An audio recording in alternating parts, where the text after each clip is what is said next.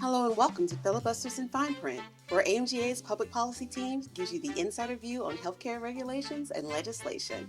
Thanks so much for joining us for the latest from Washington, D.C. Hello, and welcome to AMGA's Filibuster in Fine Print podcast. I am your host for today, Chet Speed, and I am with... Hey, I'm Lauren Latney, Director of Government Relations at AMGA. Lauren. Jamie Miller, Ambassador of Goodwill for AMGA. And I am Daryl Drevna, Senior Director of Regulatory Affairs at AMGA. And you can always tell when we have a regulatory-focused podcast because Daryl gave me a very, very long script of questions that I need to ask in a specific way. Did he notarize it? It might be notarized. You're notary, Next right? time, You're next notary. time, Yeah. you know, So it'll many be- skills, this guy. It'll be in triplicate. These are reg-heavy issues, and Daryl wants them done a certain way, and I cannot deviate. So I tell you, we're going to talk about telehealth waivers today. And a little background on them first, Daryl. What are the key telehealth waivers that are set to expire this shoot in 15 days? A couple days No, from no, now, right? In a month. In a month? I'm not sure what day it is. Mhm. It doesn't even, So during the pandemic, Congress and CMS realized really quickly that we needed to change how Medicare allows beneficiaries to access care. So the two big waivers that came through, they eliminated the geographic requirement and the originating site requirement. So historically, like before the pandemic, to qualify for telehealth, you need to be the patient needed to be in an underserved area that largely, practically speaking, that meant rural. And then the originating site restriction, you had to have your patient needed to be in a healthcare facility, right? So there's originating site and distant site, and you needed to have that start off. That patient was in a medical facility, and you were talking to a distant site provider in a different facility for whatever that care needed.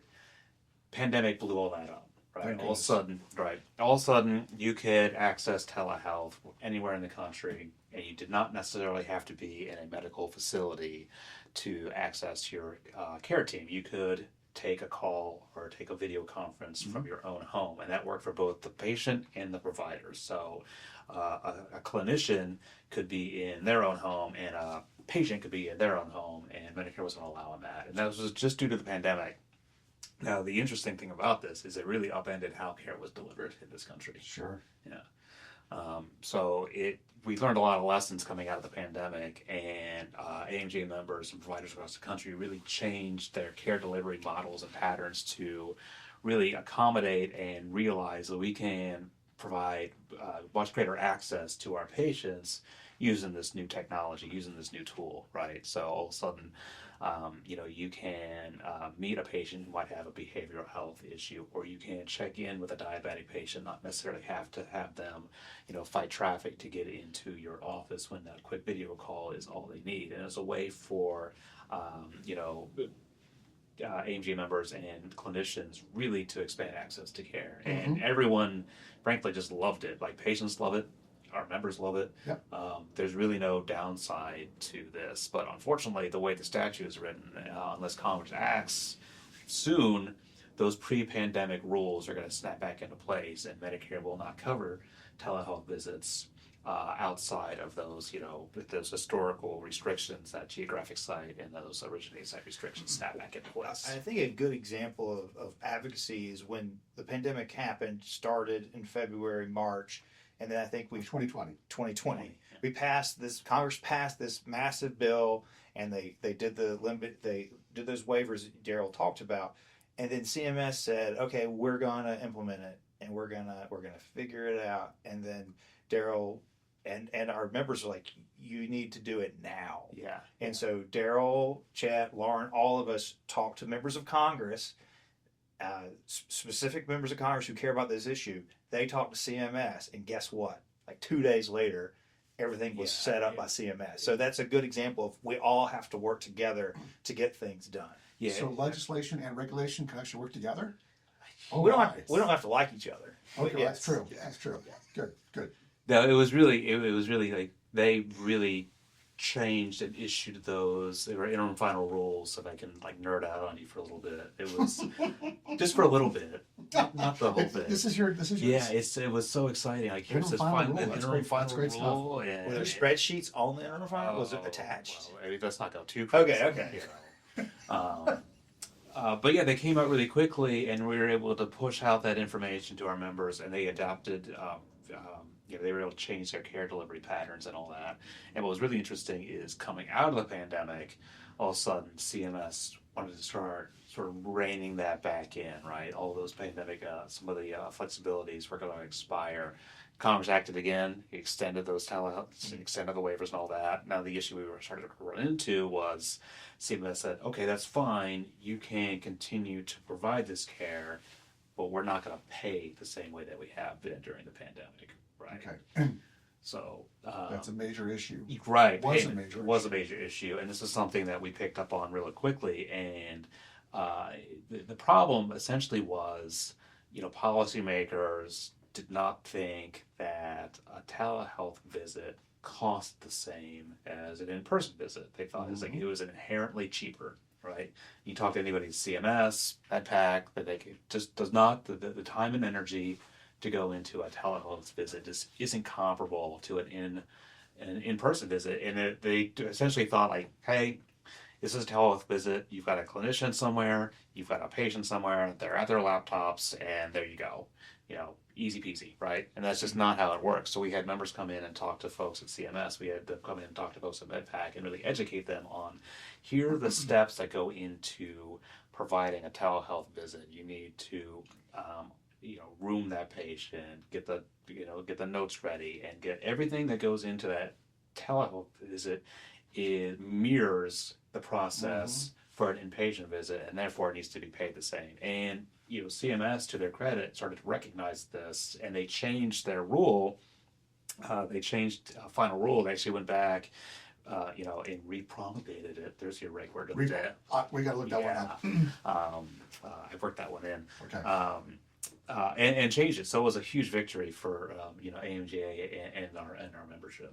Well, and I think that you have to be ever vigilant because, like, Laura and I were meeting with committee staff, Republicans and Democrat leadership staff, and saying, "Hey, this pay parity is really important. I know it's not in the law, but when you were negotiating these extensions, what was your understanding?" It's like, well, our understanding was CMS is going to do pay parity, and if they don't, that's going to be a problem. You let us know. Yeah. So our members telling us and then having the congressional pressure on CMS really helped do all of the pay parity as well, because there's just so many people out there in the telehealth community that aren't talking about pay parity, but AMJ is. Yeah, so I think coming out of the pandemic, issue one is we've got to get these flexibilities extended. Right. Yeah. That's they just snap back into place in a couple of weeks here. So that's it. And then looking into how does Medicare pay and reimburse clinicians for telehealth coming out of that? There's a whole lot of conversation about should pay parity continue, and I would think it absolutely should, but not everyone agrees with that. You look at some of the conversations coming out of MedPAC, and if you look at other payers, sometimes they pay at a lower rate, like 85%, and MedPAC is like, maybe we need to bundle this, because they're very concerned that this is just a way to drive utilization. And I think if you look at the actual data, that's just not the case. These are not like additional services, they're replacing a service. Sure. Right? So that sort of thing. So it's So maybe you need to go back to MedPAC, CMS, and I do believe, not to brag a little bit, but you also talked to the White House Domestic Policy Council. that's right, You we all did this did. stuff. Yeah. So you hit all the bases back then and disabused these policymakers of the notion that telehealth was actually cheaper. Exactly.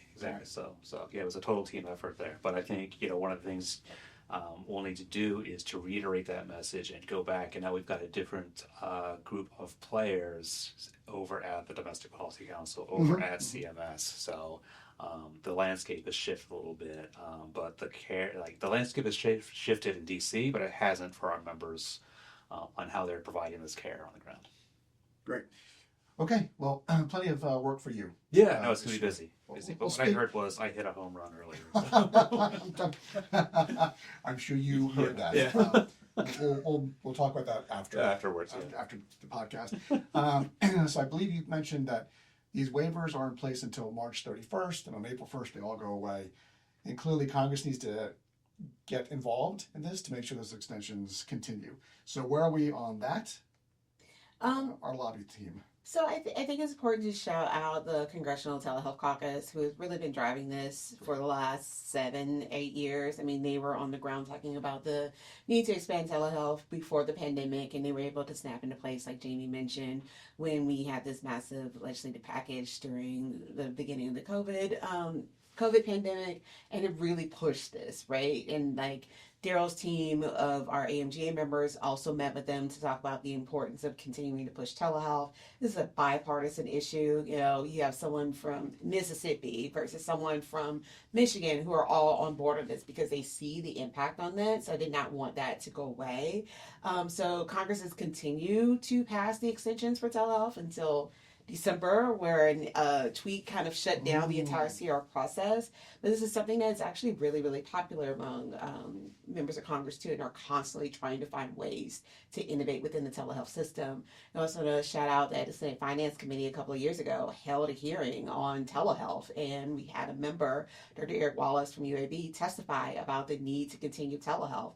And he talked about it not only from a rural perspective, but from an urban perspective. Because if you're a senator, all you want to do is talk about rural. But people forget that you might live in a city and still not have access to transportation, still not have access to proper modalities. And so to continue to push that and bring in urban conversations around that was something that I don't think was really discussed until I think Dr. Wallace was talking about the need for it. And so I think they want to continue this because they understand the impact of it. Like I think each year, like 400 telehealth bills get introduced. We endorsed 2 of them. The Telehealth Modernization Act is one of them, and that is pushed by a Republican member of Congress. This is something that most medical associations have been on. And so there is a need, but like timing, right? This is where we are again. We're at December all over again. And so I think there is a want to do this, but it's always hard. Well, I think what complicates things is you mentioned everybody's pro telehealth, and it's complicated because we're talking about waivers, and you're like, well, why can't CMS just do it? Why do we even include Congress? Because there's this organization within the Congress called Congressional Budget Office, and they say if you waive these regulations, as Daryl mentions, you're going to create more spending because you're going to increase utilization. Now, someone like Daryl or someone who's smart about the issue would say, actually, we don't believe that telehealth increases utilization. It actually decreases the utilization. But it's, if we do a 1-year, 2-year extension, we're talking $5-10 billion. And that complicates things. But I will add, I know Daryl and I were talking before this, this is fee for service. Like if you're in the MSSP, your waivers are fine. MA, fine. But we're just talking about straight fee for service. Yeah, which is still a significant part of the Medicare. Huge. But in the and I would say the MSSP waivers were something that AMJ worked on in 2019 in the Budget Control Act as part of chronic care reform. So you've been able to do telehealth MSSP for years, but no one really did it. Nobody did it to the pandemic. But any of your telehealth visits and those programs are still fine, just not fee for service. Yes, fee for service Medicare we're worried about. But I don't know, Lauren. I mean, I've heard from a lot of members. Our AMGA members, like if you stop this waiver, it's not just Medicare. Right. It'll impact how other payers pay for things. So we've heard from certain members in certain states about how many visits they're doing. It's not just Medicare. It's intense. Yeah, the range may be from $55,000 a year, depending on how small the practice is, to $154,000. And our members are saying, if telehealth goes away, we are not able to absorb the number of cases back into our caseload. There literally is no room or space to bring in these members. And also, like, a lot of patients have rare diseases and are getting their telehealth support from other states. And if these things go away, like the site restrictions go back into place, if you have a rare disease, you might have to go to your doctor who might be 5 states away. And so the real time impact is going to be huge, particularly when people have become so accustomed to telehealth. It is hard to take something away in my mind. And I think this is a case where the situation on the ground has outpaced, frankly, an obsolete statute, right? Here's a statutory restriction that was put into place, before broadband was even a thing. Like, we're talking like our first episode was on dial-up, right? And this is what we were talking about. So telehealth wasn't a thing because it wasn't necessarily available. It was hard to do. And now there's a whole lot of resources and technology that need to go into this. So it's certainly an expense, but it's not the obstacle. It's not the not the problem that it was before. All right. So lobby team, regulatory team, we need to work on this, make sure these are extended beyond March 31st. Is that correct? Yes. Okay, good. Otherwise, one of our members did say they're shutting down teleservices today because there's too much uncertainty around the government funding bill, which we talked about earlier. So there's a real impact about this to constituents, care delivery, and it needs to get fixed. And I'm glad we have a great team that can do that. Any other thoughts on telehealth? Any more promulgation? I butchered that word. Promulgate. Promulgate, thank you. Yeah. So, Sounds like a scandal, like Watergate. give it some time. Well, I think actually, to be fair, that's one of the obstacles. Sort of to Lauren's point, that people, as bipartisan this is, there's this concern that it's going to be overused and there's going to be fraud, waste, and abuse and that sort of thing. So I would hate to see those types of attitudes prevent what is a necessary and critical service not be included in a package so we can extend this. You think about the Rippleplex again, right? Yeah. Like it's, there's audio only as well. Like Yeah. there are people in rural areas, there are people who are older who will not get online to do a telehealth visit, but they having the access to talk to their doctor on the phone continues to allow them to get some source of care. And you're talking about the future of medicine is not inside of a hospital. Future medicine is inside of your house in a lot of ways. So your doctor can send you a scale to check your weight every day, and then they can send you a monitor and they could like do a temperature check. They call in to you every day, and they see a spike, they bring you into the office. So they're able to triage a lot faster, saving greater patient satisfaction, but also really sort of streamlining their office in a lot of ways. And so when you're thinking about remote patient monitoring, you're thinking about all these things that are going to be strapped to us, wearables. Those are all a part of how telehealth, the extension, has created those things. So we don't want that to go away. All right, we have our job cut out for us, but I think we'll get it done at the end of the day. That's it from us. Everyone have a good day, and thank you very much. Thanks for joining us for Filibusters in Fine Print. This podcast was brought to you by AMGA. For more information about AMGA's advocacy efforts, visit amga.org/advocacy.